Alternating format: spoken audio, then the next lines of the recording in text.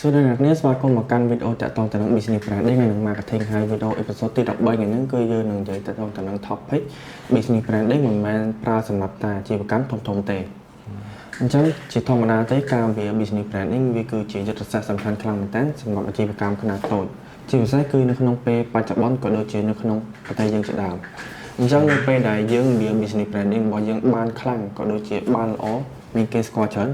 វានឹងជួយបង្កើន engagement ទៅដល់ page យើងបង្កើនទំនុកចិត្តពីអតិថិជនជាពិសេសគឺបង្កើនការលក់ដោយអត់ចាំបាច់ចំណាយច្រើនអញ្ចឹងខាងក្រោមនេះខ្ញុំនឹងបញ្យល់ថាមូលហេតុអ្វីបានយើងចាំបាច់ត្រូវមាន business branding នៅលើប្រព័ន្ធ online ជាពិសេសមិនថាសម្រាប់តែអាជីវកម្មតូចៗទេអាជីវកម្មមិនមែនសម្រាប់តែអាជីវកម្មធំៗទេអាជីវកម្មតូចៗក៏យើងត្រូវការមាន business branding ដូចគ្នាអូខេអញ្ចឹងចំណុចទី1គឺកាន់តែថ្មីកាន់តែចាំបាច់មានន័យថាអាជីវកម្មដែលថ្មីឬក៏ទៅតែបង្កើតថ្មីនៅលើប្រព័ន្ធ online វាសំខាន់ខ្លាំងមែនតើក្នុងការវា business branding ព្រោះថាដោយសារតែអាជីវកម្មយើងថ្មីអត់មានអ្នកស្គាល់អញ្ចឹងបើយើងដំបូងយើងចេញមកយើងចំណាយលុយទៅដល់រាប់រយរាប់ពាន់ទៅលើការ run ad គឺវាខុសខ្លាំងមែនតើព្រោះថាយើងអត់ខំប្រឹងបង្កើតមាតិកាពីមួយថ្ងៃទៅមួយថ្ងៃយើងម្ដងយើង run ad តាមម្ដងពេលខ្លះគេអត់ទិញយើងទេដោយសារតែយើងអាជីវកម្មថ្មីគេអត់ទាន់ស្គាល់ពីយើងគេអត់មានទំនុកចិត្តទៅលើអាជីវកម្មរបស់យើងផងអញ្ចឹងយើងចំណាយលុយច្រើនទៅលើរឿងហ្នឹងគឺអត់ល្អទេអញ្ចឹងអ្វីដែលយើងត្រូវធ្វើគឺខំកសាង branding របស់យើងពីមួយថ្ងៃទៅមួយថ្ងៃទៅទទួលបានការទុកចិត្តពីអតិថិជនក៏ដូចជាទទួលបានការទិញពីអតិថិជនដូចគ្នាអូខេចំពោះ business branding ហ្មងអាជីវកម្មកាន់តែថ្មីហ្នឹងកាន់តែធ្វើព្រោះថាបើសិនជាអត់ធ្វើយើងគឺពិបាកលក់ខ្លាំងមែនទែននិយាយស្មោះត្រង់ទៅព្រោះថាយើងមកថ្មីហើយយើងបើយើងអត់គេយើងសម័យមើលគេអត់ស្គាល់ business អីគេអត់ស្គាល់ឈ្មោះយើងអាជីវកម្មរបស់យើងទៀតយើងមកថ្មីទៀតហើយយើងលក់ផលិតផលដូចគេទៀតឥឡូវសម័យមើលគេនឹងជ្រើសរើសយកហាងមួយនេះយកអាជីវកម្មមួយនេះទៅពេលដែល audience ឃើញគេប្រកាសជាទៅរកអ្នកមុនហ្នឹងត្រូវអត់អញ្ចឹងដើម្បីយើងធ្វើការលក់ឲ្យទាន់គេអាចបញ្ចេញគេបានយើងត្រូវតែធ្វើ business branding ខ្លួនឯងឲ្យដើរឲ្យល្បីឲ្យមានគេស្គាល់ព្រោះថ្មីព្រោះឥឡូវនេះថ្មីនេះយើងនិយាយចំមកទៅអ្នកលក់ online មួយចំនួនពួកគាត់ធ្វើ business branding ខ្លួនឯងខ្លាំងមែនតើនៅលើ social media ព្រោះថាជួយច្រើនខ្លាំងមែនតើអាជីវកម្មតូចប៉ុណ្ណាក៏ដោយធំប៉ុណ្ណាក៏ដោយឥឡូវនេះគឺអាស្រ័យទៅលើធំតូចពេលដែលអាជីវកម្មមួយចេះសាង business branding ខ្លួនឯងបានល្អជាទំនុកចិត្តដល់ភ្ញៀវគេស្គាល់ច្រើន audience ឃើញច្រើនហើយសម័យនេះជាសម័យ social media អត់ប្រវែកអីធំតូចអីគឺធ្វើបានដូចគ្នាទាំងអស់ឲ្យតែយើងចេះបង្កើតវីដេអូអញ្ចឹង business branding គ្រាន់តែយើងបង្កើតវីដេអូសោះក៏យើងចំណេញដែរខ្លាំងអត់ចំណេញច្រើនអត់ចំណេញខ្លាំងហើយត្រូវអត់ដោយសារតែទី1មិនតម្រូវឲ្យអ្នកទាំងអស់គ្នាជាអាជីវកម្មធំទេអាជីវកម្មទៅតែចាប់ផ្ដើមក៏អាចធ្វើបានដែរបើសិនអ្នកគ្នាបកកែធ្វើគេនឹងស្គាល់ឲ្យលក់ឡើងខ្លាំងមែនទេព្រោះថាធម្មតាតែគេស្គាល់យើងហើយគេទុកចិត្តលើបានយើងគេទុកចិត្តលើយើង audience គេនឹងមកយើងហើយតែស្គាល់ម្នាក់មានពីរអញ្ចឹងព្យាយាមខ្លាំងមែនតើការធ្វើ business branding ជា% អាជីវកម្មតែទៅចាប់ផ្ដើមថ្មីនឹងតែម្ដងកុំចំណាយលុយទៅលើការបុកអត់ដើរទៅទេខ្ញុំ recommend ថាមិនត្រូវគាត់ទៅចូលចាយលុយទៅលើការបុកហើយអ្នកគ្នាគិតថាដើរគឺ no អញ្ចឹងដើម្បីឲ្យងាយស្រួលក្នុងការលក់ហើយងាយស្រួលក្នុងការបុកទៅក៏លុយតិចធ្វើ business branding ខ្លួនឯងហ្នឹងឲ្យដើរសិនចាំយើងចាប់ផ្ដើមទៅលើការគិតរឿងទាំងអស់ហ្នឹងព្រោះហ្នឹងវាមាន step របស់វាអញ្ចឹង step ដំបូងដើម្បីងាយស្រួលក្នុងការទៅ step បន្ទាប់ step ទី1ដែលខ្ញុំចង់ប្រាប់អ្នកគ្នាហ្នឹងគឺវា business branding ខ្លួនឯងឲ្យកាន់តែល្អអូខេអញ្ចឹងចូលទៅដល់ចំណុចទី2គឺជួយរកប្រាក់ចំណូលសម្រាប់អាជីវកម្មទោះមានក្រុមការងារទៅក៏ដោយអញ្ចឹងនៅត្រង់ចំណុចហ្នឹងមានន័យថានៅពេលដែលអ្នកនាងមាន business branding អាជីវកម្មរបស់អ្នកនាងខ្លាំងអ្នកនាងប្រកាសណាគឺអាចរកប្រាក់ចំណូលសម្រាប់អាជីវកម្មរបស់អ្នកនរគ្នាបានទោះបីជាអ្នកនរគ្នាមានក្រុមការងារតែបន្តិចក៏ដោយអ្នកខ្លះលក់តែឯងហ្នឹងអ្នកខ្លះលក់តែឯងទៀតអូខេអញ្ចឹងចង់លើកឧទាហរណ៍ជាក់ស្ដែងដូចជាអ្នកនាងបានឃើញថាអ្នកលក់នៅលើប្រព័ន្ធ online គឺយើងគឺមានច្រើនខ្លាំងមែនតើអ្នកខ្លះគឺគាត់លក់តែឯងទេប៉ុន្តែគាត់អាចរកប្រាក់ចំណូលបានសមរម្យលើកឧទាហរណ៍ដូចជាអ្នកលក់ online លក់ខោជាដើមគឺគាត់ធ្វើ branding របស់គាត់ដោយគាត់ធ្វើការថតវីដេអូនៅសម្លៀកបំពាក់ដែលគាត់លក់ហ្នឹងម្ដងឈុតគាត់ធ្វើការផុសពីថ្ងៃទៅថ្ងៃ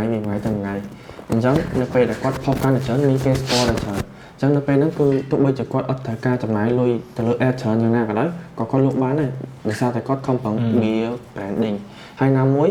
គាត់ក៏អត់ត្រូវការក្រុមការងារច្រើនដែរជាពិសេសនៅពេលដែលយើងទៅបញ្ចប់ដើមដំបូងយើងអត់មានលុយណាទៅហ្នឹងហើយស្វែងរកក្រុមការងារឬក៏ជួក្រុមការងារច្រើនទេអញ្ចឹងយើងអាចចាប់ផ្ដើមដោយខ្លួនឯងបានហើយអត់ចំណាយច្រើនគឺយើងធ្វើការ build business branding អូខេកន្លែងនេះខ្ញុំលើកឧទាហរណ៍ជាក់ស្ដែងហ្មងទៅអ្នកគ្នាឃើញអ្នកលក់អនឡាញលើ TikTok លើ Facebook មួយចំនួនពេលទាំងអស់គ្នាឆាតទៅទិញគាត់អ្នកទាំងអស់គ្នាឃើញគាត់ដែរប្រាប់ថាគាត់មានទីតាំងនេះប៉ុន្តែមូលហេតុអីបានអ្នកគ្នាទៅទិញគាត់ហើយគាត់នៅតែអាចរកចំណូលបានដោយសារថាbusiness branding របស់គាត់គឺខ្លាំងល្បីហើយអ្នកគ្នាឃើញអ្នកខ្លះគឺលក់តែឯងទេអ្នកខ្លះគាត់ review អញ្ចឹងគាត់លក់តែឯងគាត់ថតតែឯងទេគាត់មានតែទូរស័ព្ទមួយសម័យឥឡូវមានតែទូរស័ព្ទមួយក៏យើងអាចលក់បានដែរដោយមិនចំណាយទៅលើការក្រុមការងារផងពេលដែលយើងចាប់ផ្ដើមដំបូងឲ្យតែយើងបកកែធ្វើ business branding ខ្លួនឯងឲ្យល្អដោយសារតែអ្នកឃើញនៅលើ TikTok លើអីមួយចំនួនហ្នឹងអ្នកខ្លះគឺគាត់ review លក់អីវ៉ាន់តែខ្លួនឯងទេអ្នកខ្លះគាត់អត់មានទីតាំងគាត់អត់មានក្រុមការងារអីគាត់អ្នកខ្លះនៅតែរៀនហ្នឹងអ្នកខ្លះនៅរៀនសាកលវិទ្យាល័យអញ្ចឹងគាត់មាននៅបន្ទប់ជួលប៉ុន្តែគាត់អាចលក់អីវ៉ាន់ដាច់ខ្លាំងមែនទែនដោយសារតែម៉េចដោយសារតែគាត់មានទូរស័ព្ទដៃគាត់ចេះបង្កើតវីដេអូគាត់វា business branding ខ្លួនឯងល្អធ្វើឲ្យមានការទុកចិត្តឲ្យគាត់សំចៃខ្លាំងមែនទែន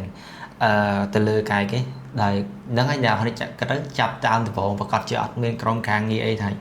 ហើយបើនិយាយពីអាជីវកម្មធំនៅពេលដែល business branding មិនធំទេអាចថាល្មម business branding យើងដើរហើយមានអ្នកស្គាល់ហើយគឺងាយស្រួលខ្លាំងមែនទែនគឺយើងអត់សូវចំណាយទៅលើក្រុមការងារច្រើនទេទោះជាយើងមានក្រុមការងារតិចក៏យើងអាចធ្វើការងារនឹងបានល្អប្រសើរដែរដោយសារតាយើងមាន branding មួយល្បីអ្នកខ្លះគាត់អាចនិយាយថាអ្នកខ្លះមានក្រុមការងារគាត់សតតែគ្រួសាររបស់គាត់អ្នកឃើញអ្នកខ្លះលក់ជាគ្រួសាររបស់គាត់ហ្មងដោយសារគេ business branding គាត់ដើរហើយអញ្ចឹងលក់តែក្រុមការងារខ្លួនឯងប្រើតែបងប្អូនខ្លួនឯងក៏បានដែរដោយសារតែទី1គាត់មានឈ្មោះbranding របស់គាត់ណាជីវកម្មរបស់គាត់ហ្នឹងមានឈ្មោះ audience គាត់ទុកចិត្តហើយអញ្ចឹងក្រុមការងារមិនថាទៅច្រើននៅតែគាត់អាចរកចំណូលបាននៅពេលដែលមាន branding ល្អអូខេពីខ្ញុំមានតែប៉ុណ្្នឹងទេអូខេអញ្ចឹងចូលដល់ចំណុចទី3គឺអាជីវកម្មតូចអត់ត្រូវការមានទីតាំងតែចាំបាច់ត្រូវមាន business branding ល្អនៅលើប្រព័ន្ធអនឡាញអញ្ចឹងនៅត្រង់ចំណុចហ្នឹងចង់លើកឧទាហរណ៍ចាក់ស្ដែងយើងឃើញថានៅលើប្រព័ន្ធអនឡាញហ្នឹងអ្នកលក់ពេលខ្លះគឺគាត់អត់មានទីតាំងដែលល្អទេព្រោះគាត់គិតថាគាត់ទៅតែចាប់ផ្ដើមលក់អញ្ចឹងគាត់អត់ចង់ចំណាយលុយរាប់រយឬក៏រាប់ពាន់ក្នុងមួយខែក្នុងការទៅជួលទីតាំងអញ្ចឹងអ្វីដែលគាត់អាចធ្វើបានគឺគាត់ចាប់ផ្ដើមមាន business branding របស់ខ្លួនឯងនៅលើប្រព័ន្ធអនឡាញដូចជាបង្កើតវីដេអូជាប្រចាំហើយពេលខ្លះគឺគាត់សុខចិត្តយកលុយទាំងអស់ហ្នឹងទៅចំណាយទៅលើ ad ជាគាត់យកលុយទាំង100ទាំង1000ហ្នឹងទៅធ្វើការជួលទីតាំងអញ្ចឹងបើសិនមកអ្នកគ្នាទៅតែចាប់ផ្ដើមទោះបីជាអ្នកនរគ្នាអត់មានទីតាំងក៏អ្នកគ្នាអាចរកប្រាក់ចំណូលបានដែរបើសិនមកអ្នកគ្នាចេះ business branding របស់អ្នកនរគ្នាឲ្យបានល្អនៅលើប្រព័ន្ធអនឡាញអូខេកន្លែងនេះមិនអាស្រ័យទៅលើអាជីវកម្មតូចឬក៏ធំហើយក៏មិនអាស្រ័យទៅលើទីតាំងដែរបើឥឡូវឧទាហរណ៍ថាបើសិនជាអ្នកនរគ្នាមានទីតាំងហើយមានទីតាំងល្អទៀតតែយើងអត់ដែរផលិតមាតិកាអត់ដែរបង្ហាញខ្លួនឯងអាជីវកម្មខ្លួនឯងលើ social media សោះសម័យនេះសួរតែគេមករើអត់គេអត់នឹងមករើយើងទេដោយសារតែសម័យនេះគឺជាសម័យប្រព័ន្ធបណ្ដាញសង្គមអញ្ចឹងជាសម័យមួយដែលត្រូវថាសូមែនតែនហ្មងមានគឺសូអាជីវកម្មមិនថាតូចមិនថាធំទេនៅពេលដែលយើងសូនៅលើបណ្ដាញសង្គមគឺដូចជារើភ្ញៀវថ្មីជាច្រើនអ្នកខ្លះ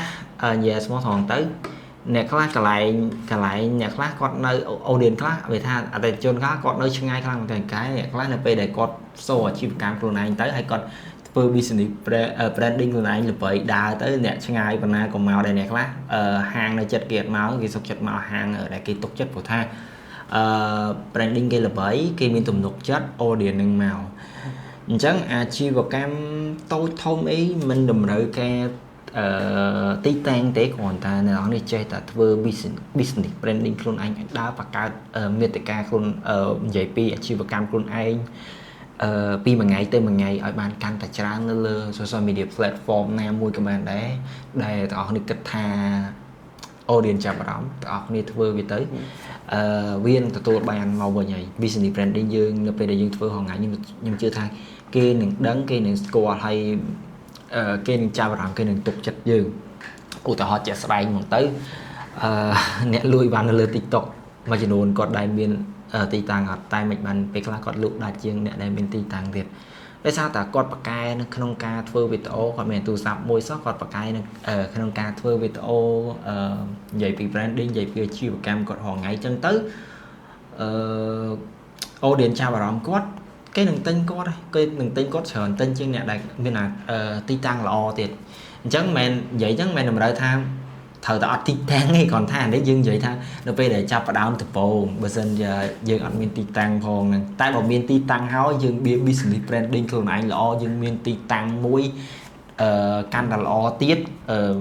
អាហ្នឹងវាគិតថាអាហ្នឹងនិយាយថារឹតតែល្អរឹតតែខ្លាំងវាជាងលោកកាន់តែដាច់ទេអញ្ចឹងគ្រាន់ថាយើងនិយាយនេះនិយាយក្នុងនាមជាអ្នកដែលចាប់ផ្ដើមអាជីវកម្មដំបូងគាត់តែ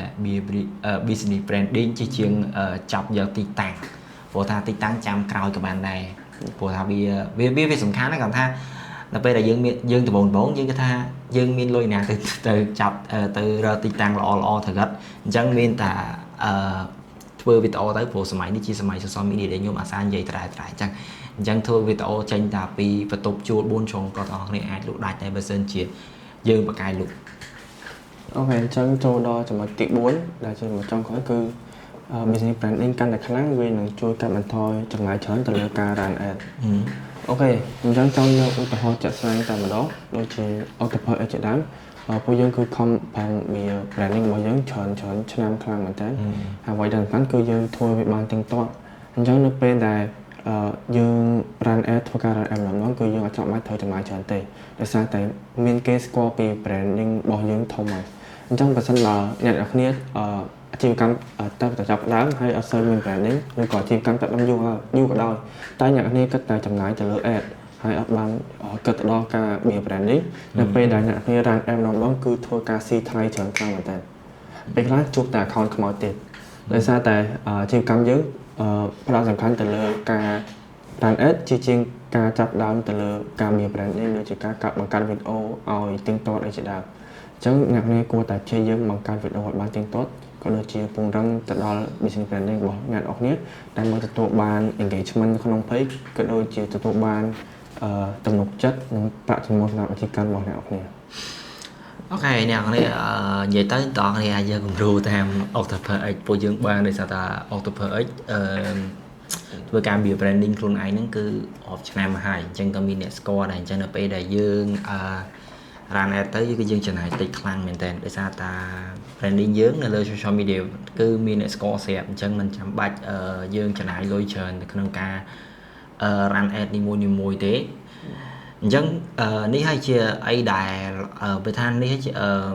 ជាសមិទ្ធផលដែលសំខាន់មែនទេនៅពេលដែលយើង build branding ខ្លួនឯងល្បីអញ្ចឹងនៅពេលដែលយើងល្បីហើយមិនខ្វះទេអ្នកដែលគេស្គាល់ពីយើងអញ្ចឹងយើងចំណាយទៅលើក្រុមការងារក៏រៀងតិចយើងចំណាយទៅលើការ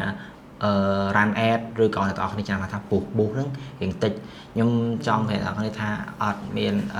boost ទៅដើរទេគ្មានបើសិនជា branding របស់យើងអត់ល្អ content យើងអត់ល្អយើងចំណាយលុយ boost កាន់តែច្រើនកាន់តែអស់ច្រើនហ្នឹងគឺវានៅតែលក់អត់ដាច់នៅតែអត់មានអ្នកស្គាល់ page របស់យើងនៅតែប៉ុណ្្នឹងព្រោះ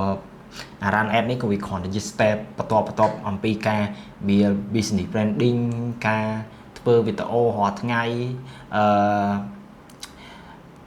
ហ្នឹងហើយដូចជាអូខេ sorry តើនេះដូចជាការវា branding ខ្លួនឯងដល់ថ្ងៃចង់និយាយចេញខ្ញុំភ្លេចបន្តិចបាញ់ពីហ្នឹងអញ្ចឹងពីខ្ញុំទៅខ្ញុំ recommend ឲ្យទាំងអស់គ្នាព្យាយាមធ្វើការ business branding ខ្លួនឯងឲ្យល្អសិនមុននឹងឈានទៅដល់ការ run ad ព្រោះបើសិនជាយើង run ad ឆៅហ្មងនិយាយក៏ស្ដាប់ទៅយើងបានតែលុយយកមកដោយថាដូចបងគាត់និយាយអញ្ចឹងមិញទទួលបានតាំងពី account ខ្មោច account អីទៀតដោយសារតែ page យើងអត់មាន audience អត់មានការចាប់អារម្មណ៍ពី audience អត់មានការទុកចិត្តពី audience ផងទោះយើង run ad ប៉ុណ្ណាក៏សឹងថាពេលខ្លះ view ខ្មោច like ខ្មោចហ្នឹងយើងយកមកទៅស្អីទេព្រោះថា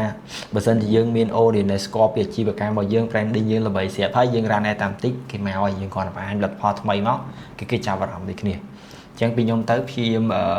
ធ្វើ business branding ខ្លួនឯងឲ្យដែរមុននឹងឈានទៅដល់ការ run ad ដើម្បីការចំណាយទៅលើការ run ad បានតិចឧទាហរណ៍ជាក់ស្ដែងដូច October X ហ្នឹងតតែម្ដង អូខេអញ្ចឹងវីដេអូហ្នឹងគឺមិនតែប៉ុណ្្នឹងទេបើសិនបើអ្នកនាងមានស្គាល់កុំភ្លេច comment សួរបានហើយមួយទៀតគឺជួយ like share វីដេអូហ្នឹងផងហើយយើងនឹងជួបគ្នានៅវីដេអូអេពីសូតទី14បន្តទៀត